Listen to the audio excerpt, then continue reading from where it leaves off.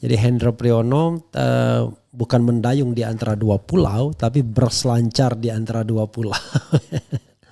Kita tahu bahwa dia adalah tim sukses Prabowo Gibran dan sebelumnya tim sukses Jokowi. Jadi ketika Prabowo mencalonkan diri, banyak jenderal-jenderal yang kemudian tidak mendukung karena lebih mendukung yang punya potensi berkuasa. Hendro Priyono ini adalah orang yang sangat mensupport Jokowi. Hendro Priyono memilih mendukung Jokowi. Sementara menantunya dibiarkan untuk mendukung Ganjar Pranowo. Nah ini menarik ya. Apakah dia tidak cocok lagi sama mantan Panglima TNI? Tapi rasanya tidak mungkin. Karena kalau tidak ada lobby Hendro Priyono, barangkali Andika Perkasa tidak akan menjadi Panglima TNI. Mungkin ya, maybe. Karena pengaruh Hendro Priyono termasuk besar di Jokowi. Karena Hendro Priyono bisa apa istilahnya ya, sama seperti Luhut Binsar Panjaitan. Tanpa harus memiliki kekuasaan formal, bisa do something untuk kekuasaan. Apalagi pengalaman dia di intelijen.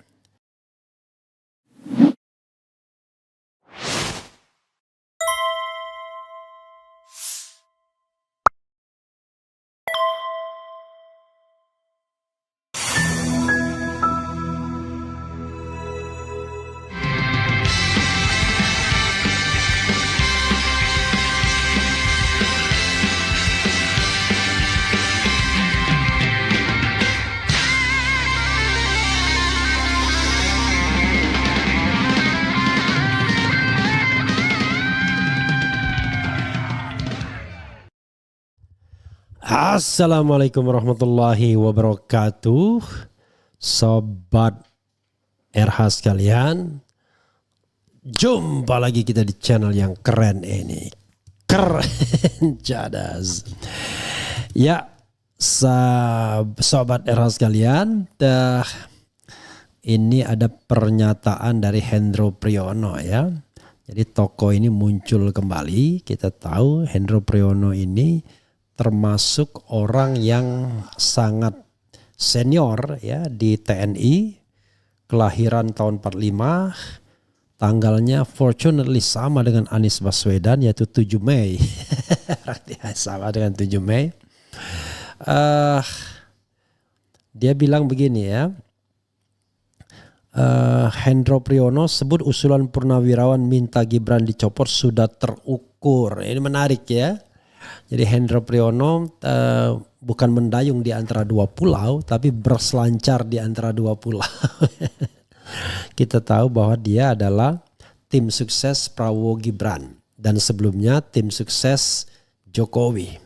Jadi ketika Prabowo mencalonkan diri, banyak jenderal-jenderal yang kemudian tidak mendukung karena lebih mendukung yang punya potensi berkuasa, yaitu Hendro Priyono. Hendro ini kepala BIN yang diangkat oleh Megawati Soekarno Putri.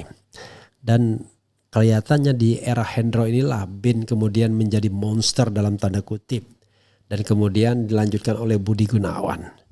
Jadi ya banyak orang menduga BIN digunakan untuk kepentingan-kepentingan politik. Pada zaman Hendro Priyono juga ada kasus seperti Munir dan lain sebagainya. Coba kita bacakan komentar apa yang dikatakan oleh Hendro Priyono karena menarik ya. Karena Hendro Priyono ini kontroversial. Ada juga yang mengaitkannya dengan misalnya KM50. Walaupun kemudian spekulasi ini tidak pernah dibuktikan misalnya. Coba kita bacakan ya. Karena menarik pernyataannya. Biasanya kalau dia sangat dekat dengan kekuasaan, dia akan langsung menolak. Tapi Hendro Priyono kan tidak punya jabatan apa-apa di kekuasaan, hanya pendukung tetapi juga dia punya jabatan ya? Sepertinya tidak ya. Dia kelahiran tahun 45, jauh lebih senior dibandingkan Prabowo Subianto yang kelahiran 51 ya.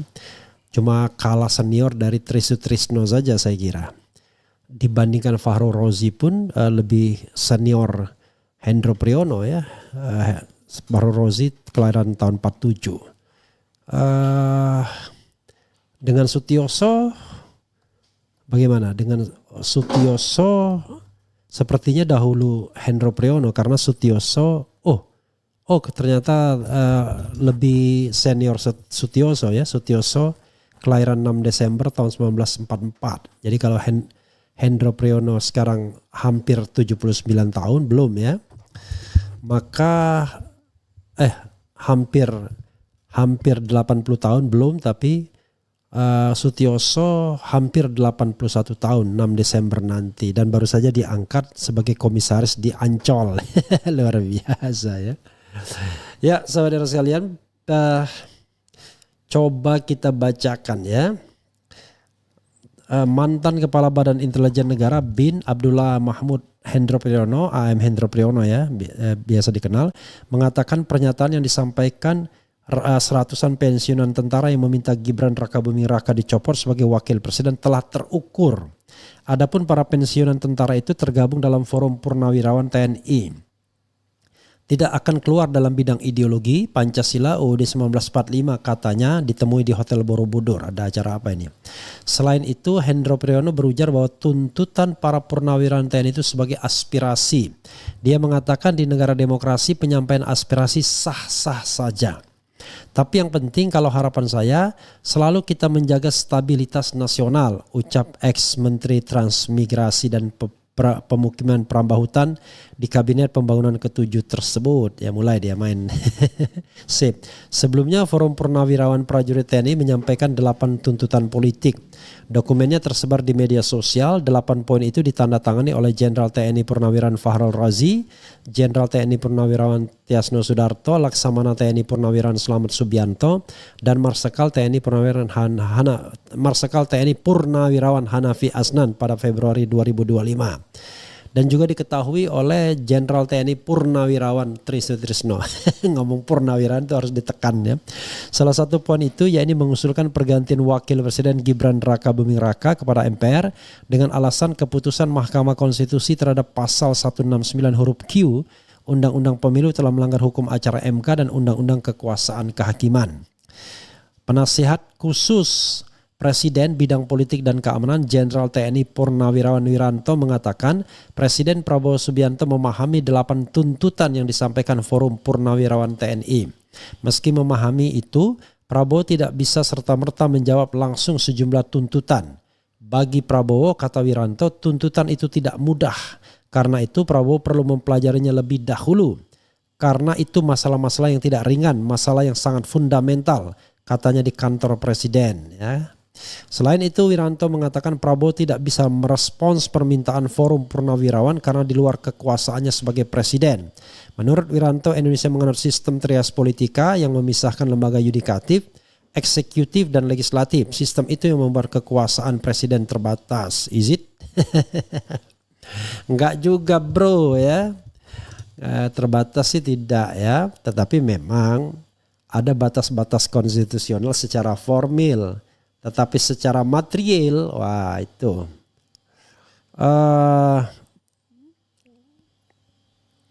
Jadi saudara sekalian ya, coba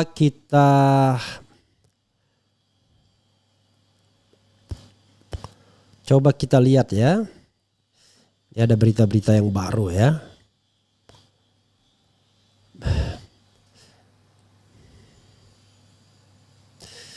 Oke. Menarik ya, karena sekali lagi Hendro Priyono ini adalah orang yang sangat mensupport Jokowi. Tapi kalau kita mau jujur ya, Hendro Priyono ini sebenarnya dekatnya sama Megawati Soekarno Putri. Ya, lalu kemudian apalagi dengan peran dia sebagai kepala BIN di era pemerintahan Megawati. Hanya saja memang ketika Megawati mencalonkan Ganjar Pranowo, Hendro Priyono memilih mendukung Jokowi. Sementara menantunya dibiarkan untuk mendukung Ganjar Pranowo. Nah ini menarik ya. Apakah dia tidak cocok lagi sama mantan Panglima TNI?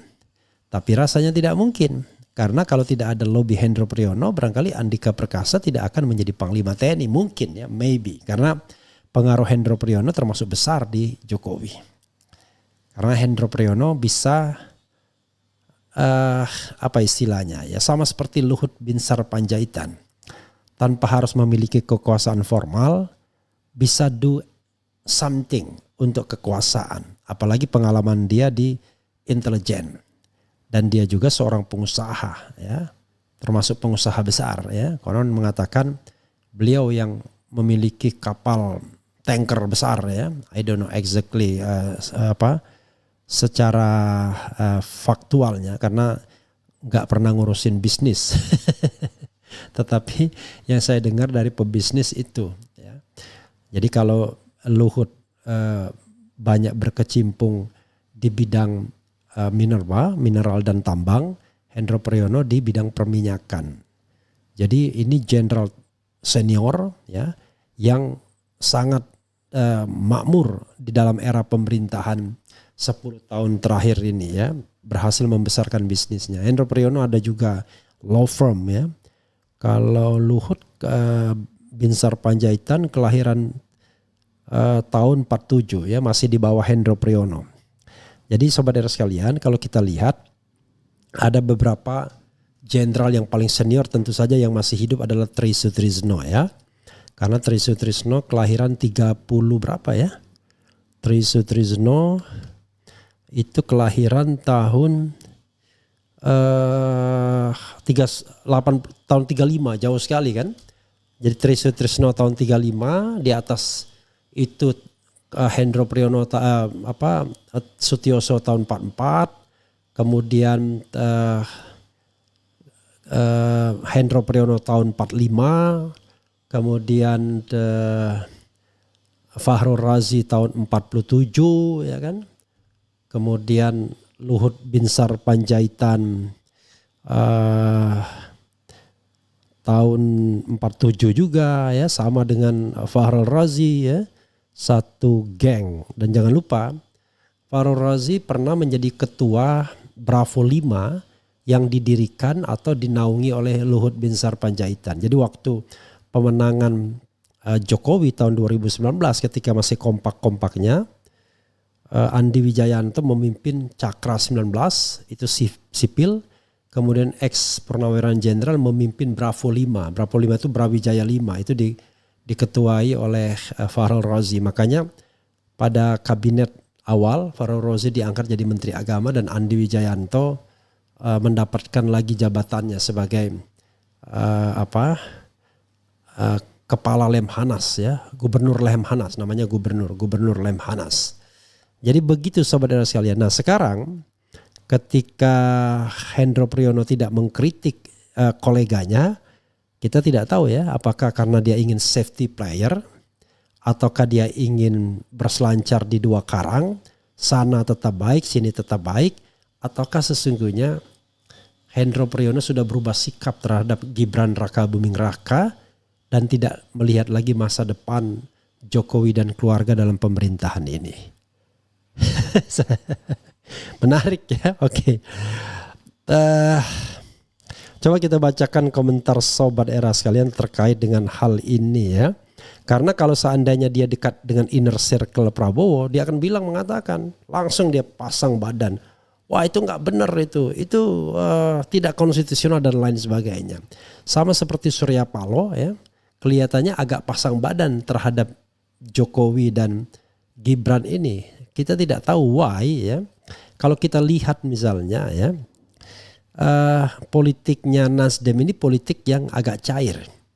Kita mengenal misalnya Irma Caniago yang mati-matian membela Jokowi ya di ruang publik, yang kadang-kadang membuat kita agak teranyak. Ya. Dan kita juga lihat misalnya Surya Paloh mengundang Jokowi ya, memberikan penghormatan yang luar biasa. Kemarin dalam acara buka puasa, elit lain tidak ada kecuali Jokowi, Tri Sutrisno dan kemudian Puan Maharani. Prabowo tidak datang. Nah, apakah ini menandakan bahwa hubungan Surya Paloh dan Prabowo renggang? Karena itu Surya Paloh dalam tanda kutip mulai pro Jokowi dan pro Gibran. We don't know exactly ya. Menganalisis kan boleh-boleh saja, masa menganalisis dosa. Tapi kita lihat fenomenanya kan. Yang jelas ketika Surya Paloh tidak mengirimkan wakilnya di kabinet, ada dua kemungkinan.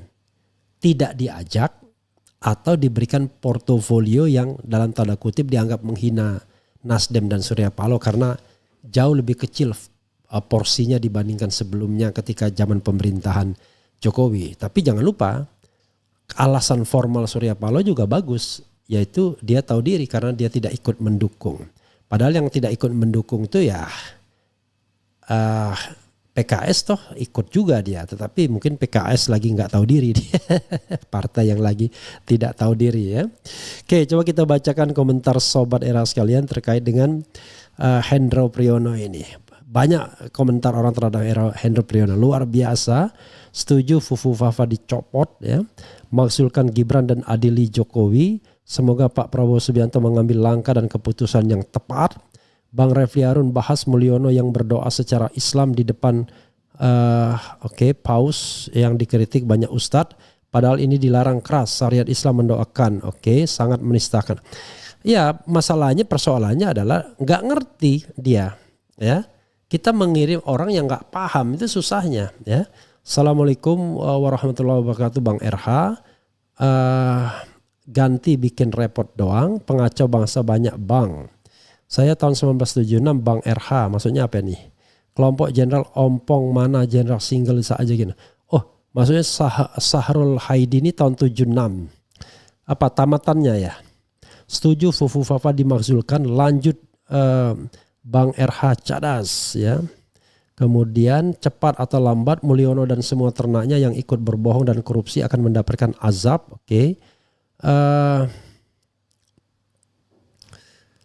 Kemudian apalagi ya, ini sinyal dukungan dan bakal lengsernya Fufu Fafa. Setuju gas ya.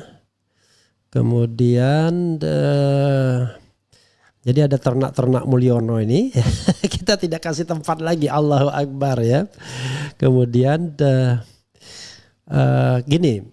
Kalau Anda memberikan sebuah perspektif yang mencerahkan nggak apa-apa. Tapi kalau cuma sekedar menghina saja, saya kira nggak perlu kita kasih tempat ya. Bang Refli bahas dugaan penipuan YouTube Gibran. View baru 3.000 orang tapi yang like sudah 40.000 orang. Minta Pak Rismon analisa dugaan Gibran pakai mesin bot untuk manipulasi jumlah like. Is it? Nanti coba kita lihat ya. Karena saya saja sudah nge-YouTube 5 tahun gak ngerti but gitu. Saya ya sudah apa adanya aja ya kan. Orang mau nonton silakan, tidak nonton gak apa-apa ya kan. Tapi kita berusaha menyajikan sebaik-baiknya. Tapi gak ada saya pakai but atau lagi pakai hadiah untuk orang kemudian menonton ya. Makanya orang heran sama saya. Kok polos banget ya kan.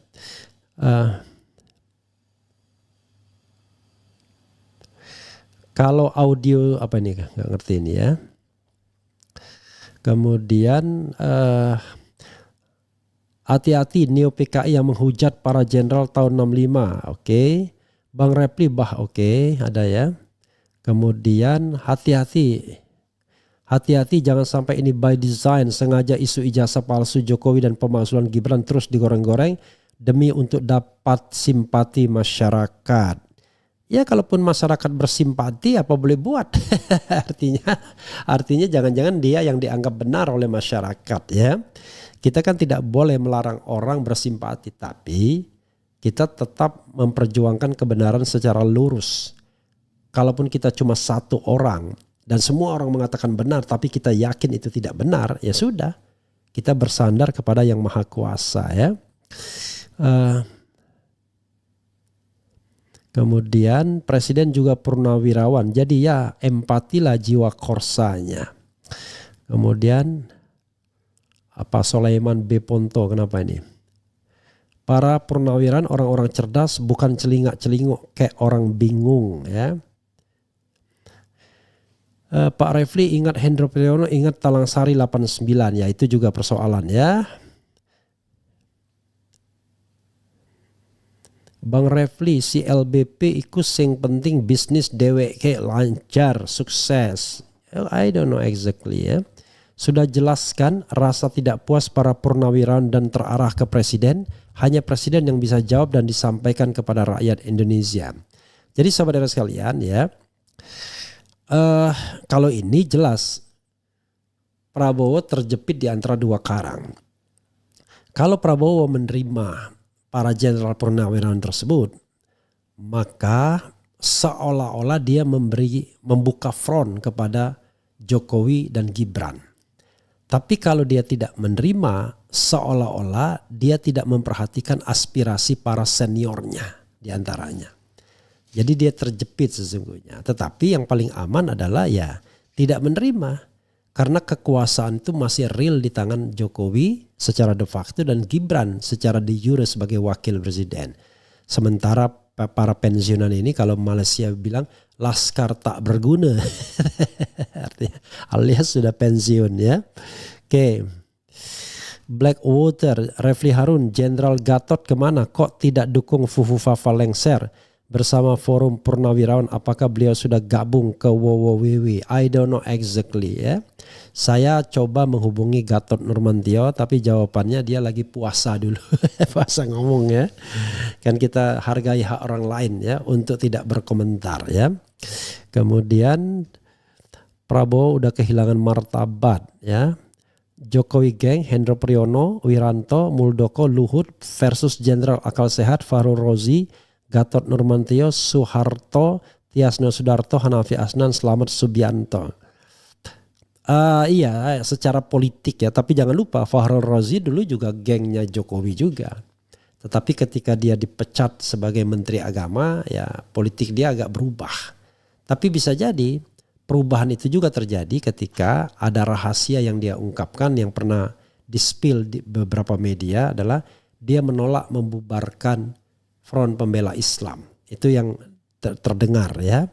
Karena itu yang maju paling depan pembubaran Front Pembela Islam itu adalah Mahfud MD.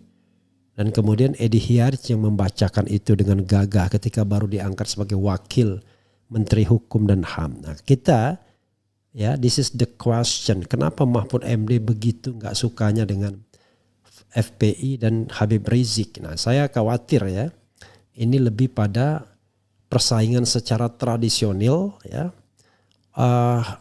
Katakanlah grup kelompok agama tertentu dengan kelompok Habib Rizik Syihab.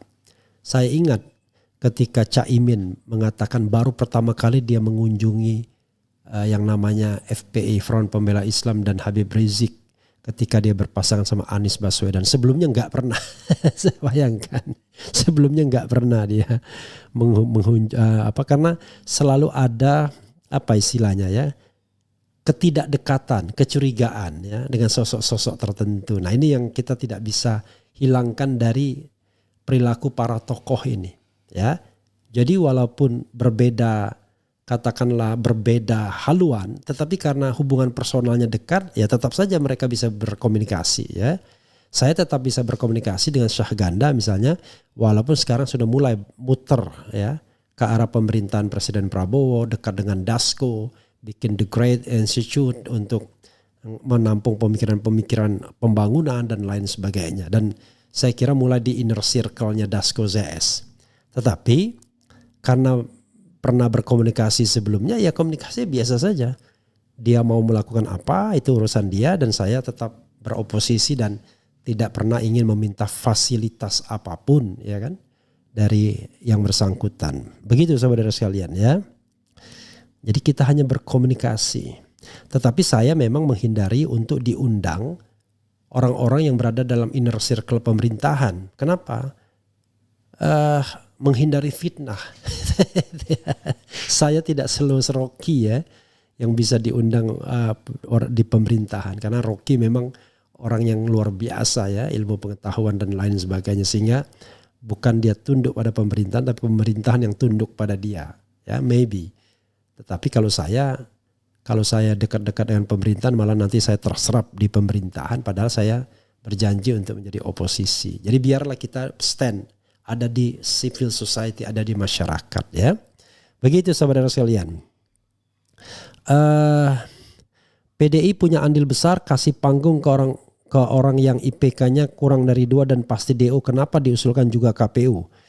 Jadi kalau soal seperti itu ya memang ya kita tidak bisa gini, yang paling penting adalah PDIP menyatakan menyesal atau menyatakan bahwa konteks seperti itu ya mereka menganggap at that time terbaik. Tapi kalau belakangan kemudian bermasalah itu soal lain. Ya sama seperti saya. 2014 saya lebih mendukung Jokowi dibandingkan Prabowo Subianto. Semua aktivis dulu Denny Indrayana, Zainal Arifin Muchtar, Saldi Isra, semua orang hukum tata negara rata-rata membela Jokowi karena melihat Jokowi itu orang baik, melihat Jokowi itu fresh from the oven. Beda sama Prabowo ya kan, yang pakai kuda, yang pakai Lexus, yang kekayaannya triliun. Jadi kalau orang pada waktu itu membela Prabowo bisa jadi karena motivasi kekayaan atau kelebihan finansial dari Prabowo. Tapi pada waktu itu Jokowi orang yang sangat sederhana. Yang ditetapkan sebagai calon presiden baru di akhir-akhir saja. Tetapi kan kita tidak paham setelahnya ternyata he is not sophisticated. Menyesal? Enggak. Anda kalau saya mau jujur sobat era sekalian, Jokowi 2014 di awal-awal pemerintahan jauh lebih baik dibandingkan Prabowo 2024 di awal-awal pemerintahan. Karena Jokowi di awal-awal pemerintahan itu masih mempertimbangkan KPK, masih memilih orang dengan monoloyalitas, tidak boleh rangkap jabatan dan lain sebagainya. Ada riak kecil Budi Gunawan yang kelihatannya dia susah menghandle karena tekanan Megawati, tetapi paling tidak dia lumayan firm untuk tidak menjadikan Budi Gunawan sebagai Kapolri pada waktu itu. Nah, itu masa dia kelihatannya in between. Tetapi ketika dia lebih diikat oleh para oligarki, barangkali oleh pensiunan jenderal yang lebih pro oligarki dibandingkan pro rakyat, disitulah dia berubah secara drastis. Karena pada dasarnya modal politiknya agak rendah. Itu yang menjadi soal. Nah sekarang bayangkan dengan Prabowo Subianto. Kekayaannya triliunan, pengalamannya sudah panjang, 5 tahun sebelumnya menjadi Menteri Pertahanan, Ketua Umum Partai Politik Gerindra, dan lain sebagainya. Tapi coba lihat dalam merekrut menteri-menteri. Boro-boro mempertimbangkan yang namanya good governance, clean government ya. Aturan ditabrak begitu saja. Jadi coba lihat ya. Jadi jangan mengatakan bahwa masa pemerintahan Prabowo ini sudah baik. Belum.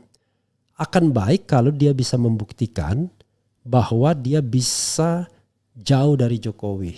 Dia berhentikan menteri-menteri yang diduga korup. Banyak yang terlibat BTS, terlibat minyak goreng, terlibat macam-macam kan. Itu sudah disebut-sebut semua. Itu baru dia membersihkan ibaratnya alang-alang di tubuh pemerintahannya. Belum kita melihat the result of the government. Ya, kalau cuma omon-omon doang, wah MBG, apa salahnya saya kasih makan bagi rakyat? Ya nggak salah, tetapi kan program tersebut bukan tidak ada kendala, banyak korupsinya, belum apa-apa udah korupsi, belum apa-apa udah bermasalah dan lain sebagainya. Jadi kita akan lihat nanti ke depannya. Apakah Prabowo akan lebih baik daripada Jokowi atau tidak? Itu kan lebih fair kalau kita ingin melihatnya.